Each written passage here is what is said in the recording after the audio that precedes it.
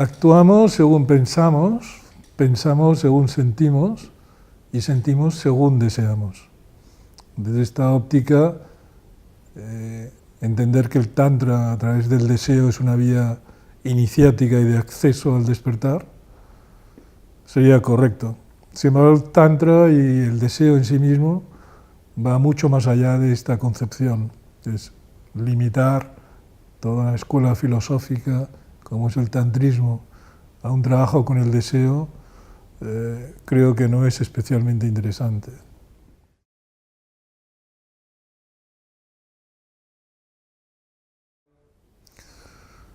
El ser humano se caracteriza porque tiene una gran voracidad en lo físico, en lo intelectual, en lo adquisitivo, en definitiva. El motor de esa voracidad no es otro que el deseo. Y es obvio que en la medida en que existe esa voracidad y ese deseo, quedo tan condicionado en conseguir un equilibrio a mi propio deseo que no puedo percibir nada más. Las culturas y las culturas religiosas en general han hecho del deseo el elemento más crítico. Las religiones especialmente son muy críticas con el deseo. El tantrismo ciertamente este deseo lo asume, lo reconoce como una manifestación más, entiende que es una manifestación de la dualidad, deseo y no deseo, pero que es mucho más práctico saber utilizar el deseo de una forma correcta para entender la matriz misma, el sentido mismo del deseo.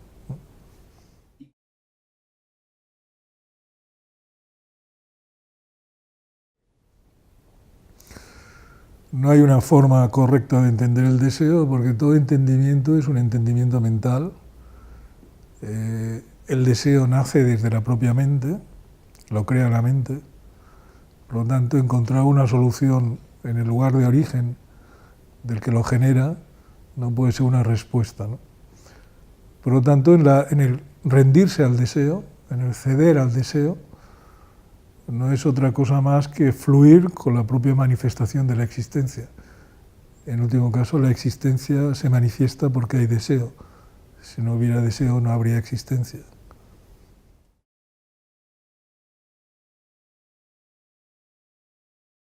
El Tantra está obviamente condicionado a partir de un momento determinado por el chamanismo, pero es previo. El Tantra es previo a todo. Podemos hablar de que existe un Tantra previo al sufismo, un Tantra previo al yoga, un Tantra previo al budismo. Luego, históricamente, y en según qué parte del mundo se va desarrollando, pues queda más condicionado por conceptos chamánicos, por conceptos religiosos. Pero, por ejemplo, el budismo lamaísta es el budismo tántrico. Y los textos tántricos que los grandes shidas tradujeron son, de alguna forma, el gran soporte intelectual del budismo lamaísta.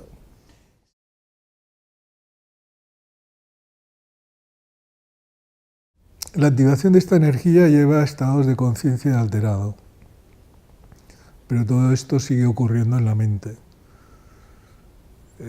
Un estado de samadhi profundo, intenso, genera todo un descubrimiento de mundos y la conciencia se ensancha hasta límites que la propia mente no puede imaginar, pero sigue siendo un proceso mental. Es decir, una cosa es el rapto místico que hablaríamos en mística castellana, cristiana. Los estados de conciencia alterados inducir por el baile, por las drogas, por las respiraciones, por los mantras. Pero el tipo de conocimiento que estas técnicas dan, incluso la del propio samadhi, sigue siendo un conocimiento mental. La finalidad precisamente es descubrir que todo es una fabricación de la mente, que la mente ha creado al cuerpo y no al revés, y que la mente son simplemente los pensamientos. El fin es descubrir que existen pensamientos, pero no pensador.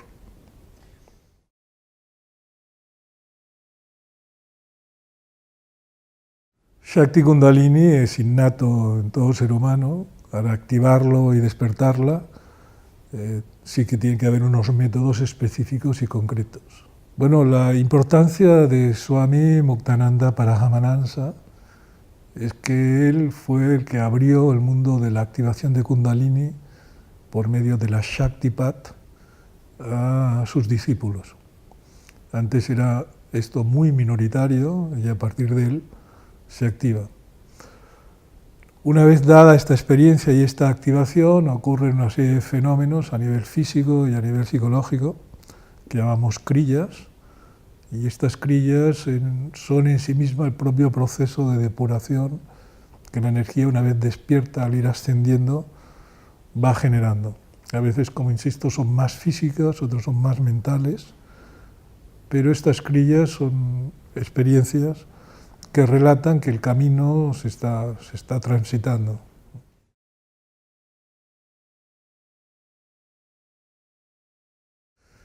Porque solamente viéndolo y escuchándolo sabes si está hablando desde el intelecto, la mente, o desde otro lugar. Entonces hay gente muy versada intelectualmente, o grandes conocimientos intelectuales, con muchas palabras, pero son simplemente mente. Maestro es aquel que, porque ha realizado en sí mismo su estado o no mente, sabe ver si el discípulo se está acercando o no al estado o no mente.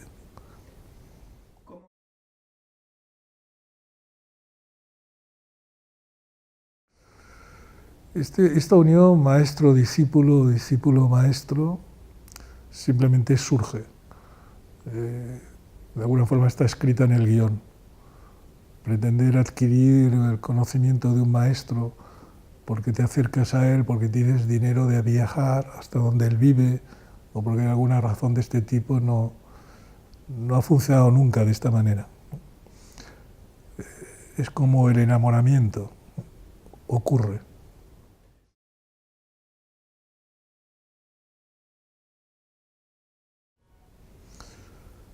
Bueno, el sentido común.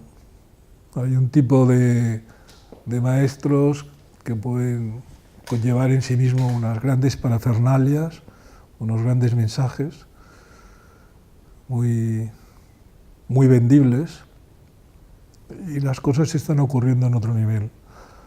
En las tradiciones tántricas se recomienda, antes de adquirir y rendirte a las enseñanzas de un maestro, como mínimo estarte unos 7 años observándolo y preguntándote sobre él. Evidentemente la cifra no es que tenga que ser exactamente 7 años, sino que lo que significa es que tiene que haber un estudio previo de saber realmente lo que vamos a hacer. Muchas veces nos dejamos llevar por impresiones estéticas, por sofisticaciones, o incluso por el uso que este maestro puede tener de ciertas características en forma de poderes personales, capacidades, y confundimos el desarrollo espiritual con esas capacidades, ¿no?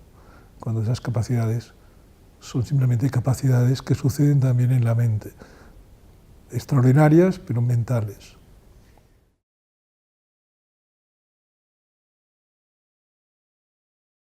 En Occidente, sobre todo, mucha gente se ha acercado a estas técnicas porque tenían serios sufrimientos de tipo psicológico.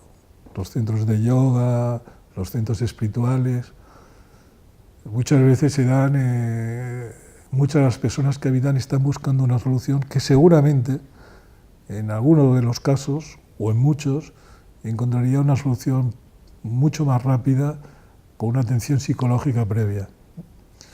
¿Implica esto que necesariamente todo el mundo tendría que entrar en alguna forma de psicoterapia? No, pero sí es obvio que muchas de las personas que se unen a estos grupos están buscando solventar tendencias que sería interesante previamente analizarlas desde el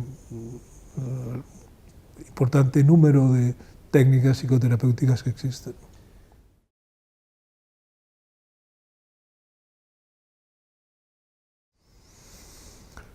A ver, existe un sinnúmero importante de enfermedades de índole neurológicas y de enfermedades psiquiátricas que pueden ser confundidas con la activación y el despertar de Kundalini. Es decir, hay procesos psicológicos muy bien descritos que hoy en día sabemos cómo se producen y que pueden ser confundidos con krillas de Kundalini. Kundalini en sí mismo no es peligroso, su activación.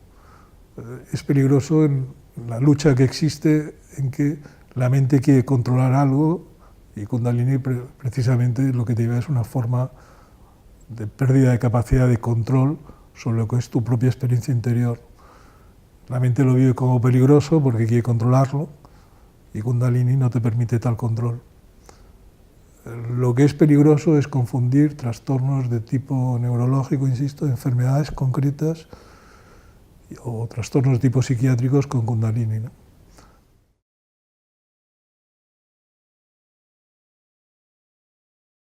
Bueno, mi padre era alumno y amigo de Antonio Blay Fontcuberta y de la mujer de Antonio Blay Fontcuberta. Esto hace que yo desde muy pequeño vaya a las enseñanzas de Antonio Blay y claro, teniendo en cuenta que asistía a sus conferencias una vez por semana y empecé yendo siendo un niño, 12, 13 años, y a hacer Hatha Yoga con Carola, con su mujer, la influencia que tuvo sobre mí fue total y absoluta. Él había estudiado psicología y posiblemente yo estudié psicología desde la filosofía, condicionado por él, por sus libros, por sus textos. A nivel mental creo que es de las personas más inteligentes y cultas que he conocido.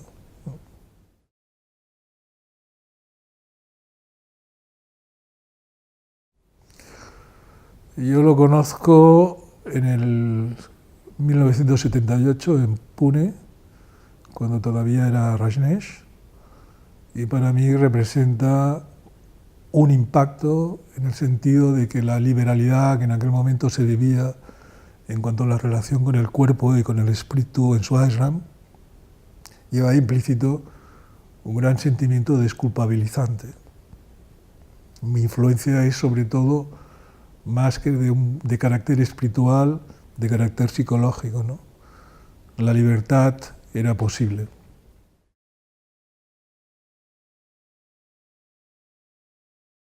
Bokar Tulku yo lo encuentro porque venía de la tradición Siddha, una vez había entrado en Maha Samadhi, Swami Muktananda Paramahansa, buscaba profundizar en el shaivismo de Cachemira y no encontraba personas adecuadas. La tradición Siddha, el nombre Siddha viene de los famosos seis Siddhas tántricos, Marpa, Tilopa, Milarepa, etc., ¿no? Y en un viaje en India, buscando un lugar concreto, en un monasterio en Rumtek exactamente, me entero que cerca hay un gran lama dando enseñanza y entonces descubro que es Bokar Tulku Rinpoche y que Bokar Tulku Rinpoche también sigue la tradición tántrica de los Siddhas, de Naropa, Tilopa, Gampopa, Milarepa, etc. Con él seguí la práctica de los 6 años, de los preliminares comunes, los preliminares específicos, y tuve acceso a unas prácticas tántricas que en la India había buscado en las grandes caulas de Benares y no había podido encontrar, no las había podido tener acceso a recibirlas, como es la activación del fuego interior, que en el tantrismo tibetano se llama el tumo, o las prácticas de cambiar el traspaso de conciencia, el powa, etc. El gran beneficio de Bokar Tulku para los occidentales fue que abrió lo que tradicionalmente se enseña en los retiros de 3 años, lo dividió en 6 años, pero abierto, se podían realizar las enseñanzas fuera del retiro y lo íbamos a ver 2 veces al año o 3 para ir testando un poco las enseñanzas.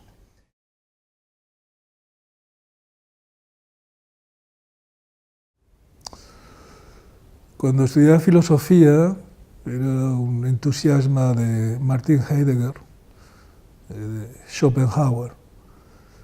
Estos 2 filósofos se les vincula con la escuela de Frankfurt.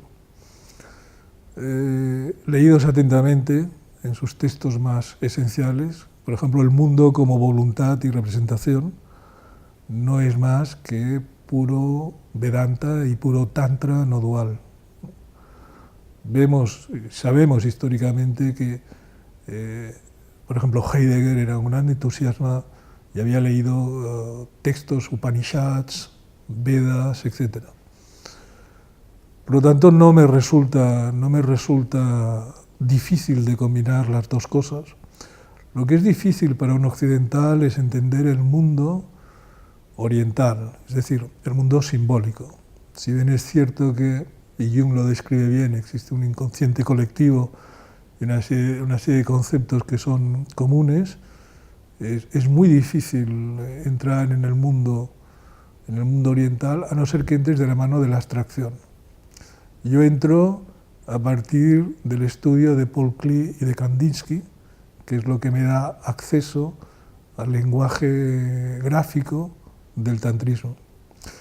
Pero quería comentarte, porque yo mi primera gran experiencia en este aspecto la obtengo a partir de que era un estudiante desde niño, iba a un centro de Antonio Blay Foncuberta, que es un autor bastante conocido.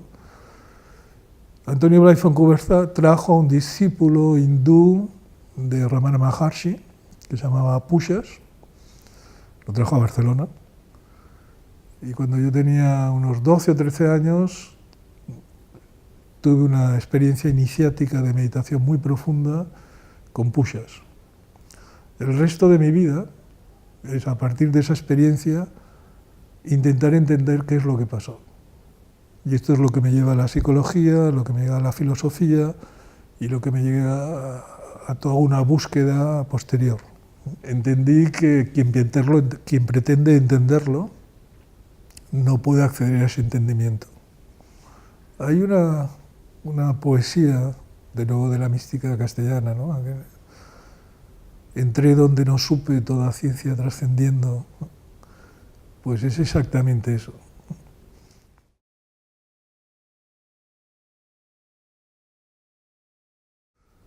Bueno, en principio, esta visión que tenemos del Tantra tan liberal en lo sexual pertenece al Neotantra. El Neotantra es un invento occidental.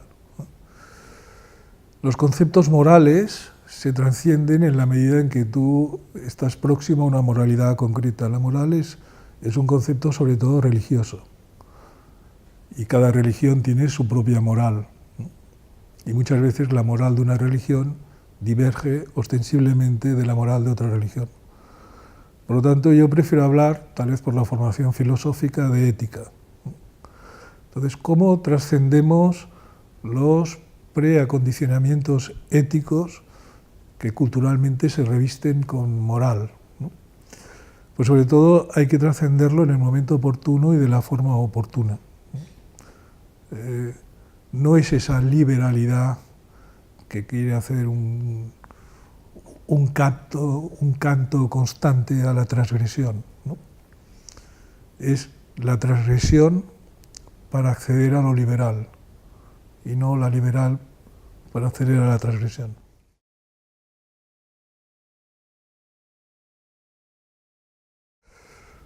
Hombre, hay unas diferencias enormes. Es que yo no reconozco en absoluto en el neotantrismo aspectos tántricos. Se han incorporado palabras, se han incorporado gestos, pero...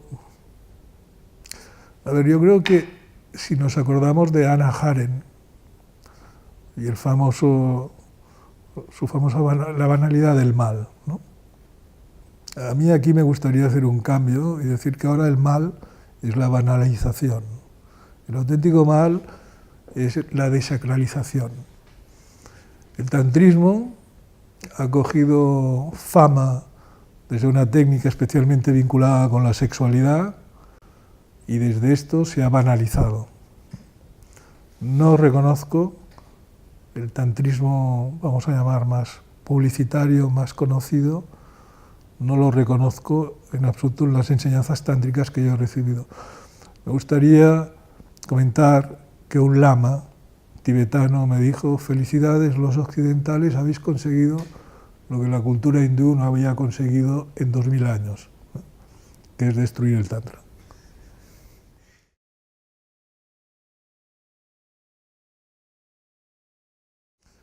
Si somos poco conscientes que lo que llamamos la realidad es una construcción de nuestra propia mente, y que nuestra mente, en la construcción de esto que llamamos la realidad, ha sido una serie de pautas que sociológicamente están bien descritas, como son, bueno, las cosas al principio se prueban y por el principio de éxito o de fracaso de la prueba, del objeto o de la actuación en sí mismo, se va depurando en la medida que se van obteniendo ciertos éxitos hasta llegar a poder tipificar eso como una realidad. La vida en sí mismo, en el ser humano, en su desarrollo social, es un acto de copia. Detrás del concepto magia por simpatía es que se pretende que lo que yo realizo en un lugar concreto y específico, por ejemplo, lo que yo puedo representar en una cueva en Altamira, la representación de la caza del bisonte, lo que pretende es que luego cuando la tribu salga de la cueva y se encuentre un bisonte, pues va a ocurrir lo que se ha dibujado. Eso es la magia por simpatía. El yoga intenta copiar las kriyas, los gestos físicos que espontáneamente ocurren cuando Kundalini es activada, que lo que produce pues, son bandhas, mudras, kriyas, asanas. Se pretende copiar esos gestos que espontáneamente ocurren en el activar de Kundalini para que al copiarlos se despierte Kundalini.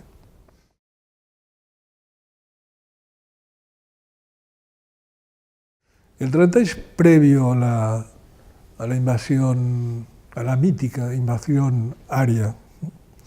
La cultura arya, que es la cultura de los Vedas, es una cultura donde los dioses son hombres, y es una cultura, por lo tanto, donde impera la capacidad de matar enemigos, las capacidades y la fuerza física.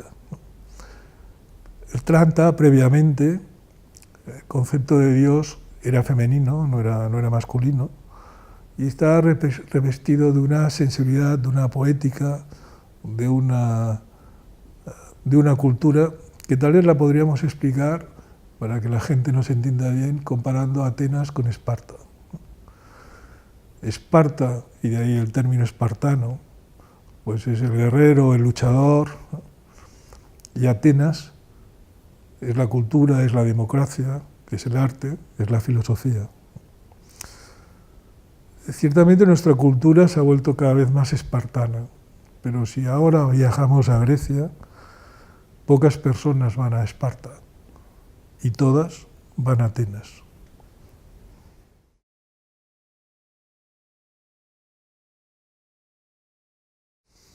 Bueno, los procesos ocurren, van sucediendo cosas. Mirando hacia atrás, lo que podría decir es que la gente que estábamos en este mundo hace 30, 40 años, prácticamente nos conocíamos todos y muchas veces incluso viajábamos juntos, había un intercambio. En un momento determinado, cuando hay una eclosión sorprendente que sucede a partir de que estas técnicas son exportadas desde Estados Unidos, que previamente los americanos habían importado dentro del movimiento que se llamó la Big Generation, el movimiento Flowers, o el movimiento más amplio ya hippie. Estamos hablando de Alan Watts, Timothy Leary, Allen Ginsberg, etc. Una vez ha eclosionado a partir de ellos en Estados Unidos, y se convierte eso, el neotantra, el neoyoga, etcétera, etcétera, luego vuelve de nuevo a Europa y es cuando observamos una eclosión enorme. Bueno, como todo desarrollo masificado, esto tiene aspectos de toda índole, pero yo diría que es sorprendente hoy en día las posibilidades de acceder vía internet, vía libros, a informaciones que antes prácticamente estaban vedadas a 4 personas que estaban iniciadas en este proceso, que tenían la capacidad de viajar a India.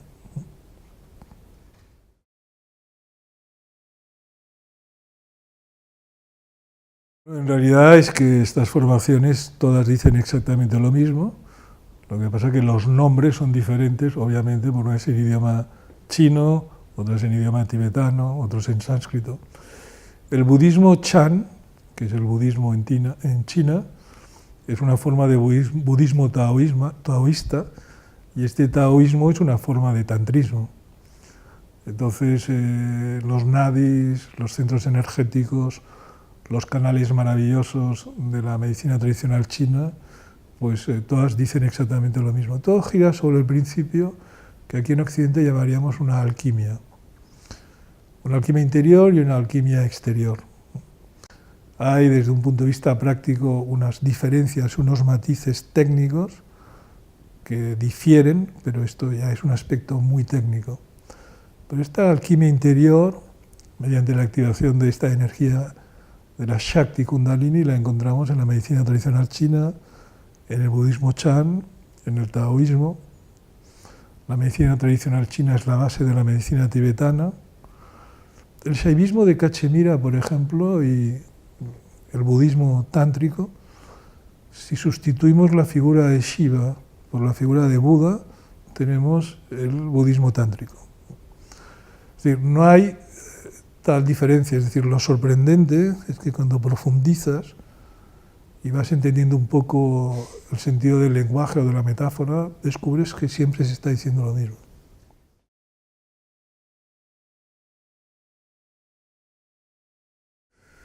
Esencialmente el objetivo, que es seguir un poco las enseñanzas de la escuela a la que pertenezco, al linaje, y está muy centrado en las prácticas de Bhuta Shuddhi, que es una práctica tántrica meditativa, que es lo que permite entonces entender Shakti Kundalini, el mantra, el yantra, las formas abstractas y las formas concretas, ¿no?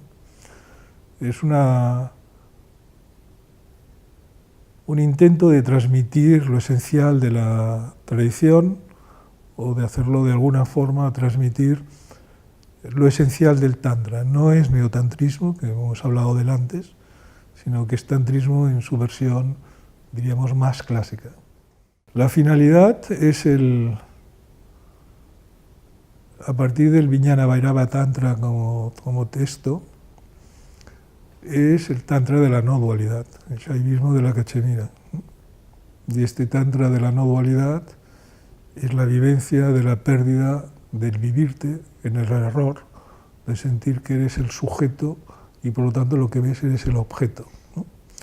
Esa disolución sujeto-objeto es lo que da la vivencia de la unidad. Vedanta Advaita, Tantra, budismo tibetano, budismo tradicional, todo es lo mismo.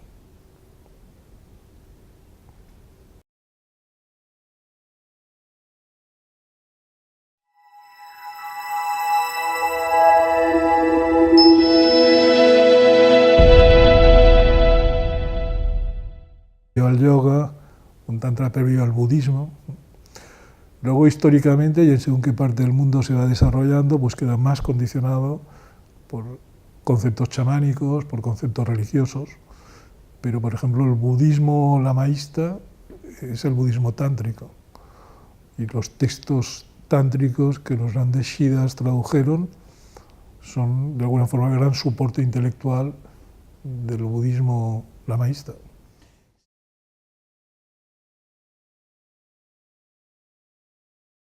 La activación de esta energía lleva a estados de conciencia alterado, pero todo esto sigue ocurriendo en la mente. Un estado de samadhi profundo, intenso, genera todo un descubrimiento de mundo. Es limitar toda una escuela filosófica como es el tantrismo a un trabajo con el deseo, creo que no es especialmente interesante.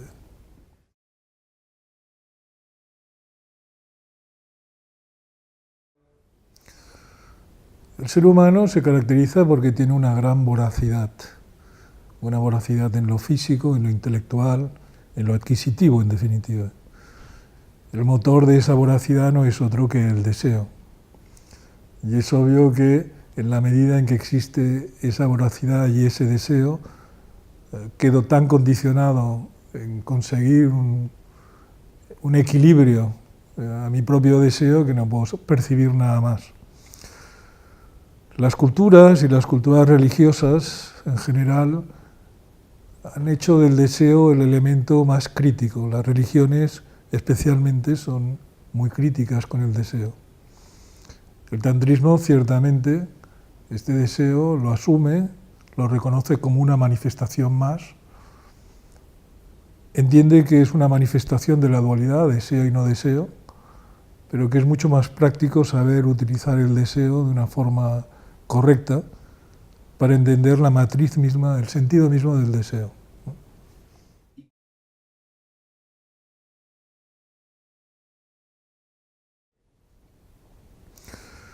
No hay una forma correcta de entender el deseo porque todo entendimiento es un entendimiento mental. El deseo nace de...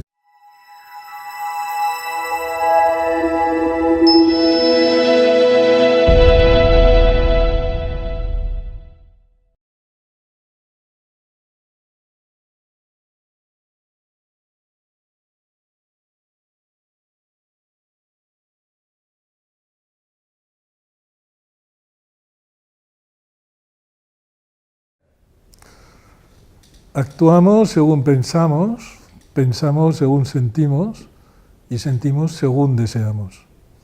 Desde esta óptica, entender que el Tantra a través del deseo es una vía iniciática y de acceso al despertar sería correcto. Sin embargo, el Tantra y el deseo en sí mismo va mucho más allá de esta concepción de la propia mente, lo crea la mente. Por lo tanto, encontrar una solución en el lugar de origen del que lo genera no puede ser una respuesta, ¿no? Por lo tanto, en el rendirse al deseo, en el ceder al deseo, no es otra cosa más que fluir con la propia manifestación de la existencia. En último caso, la existencia se manifiesta porque hay deseo. Si no hubiera deseo, no habría existencia.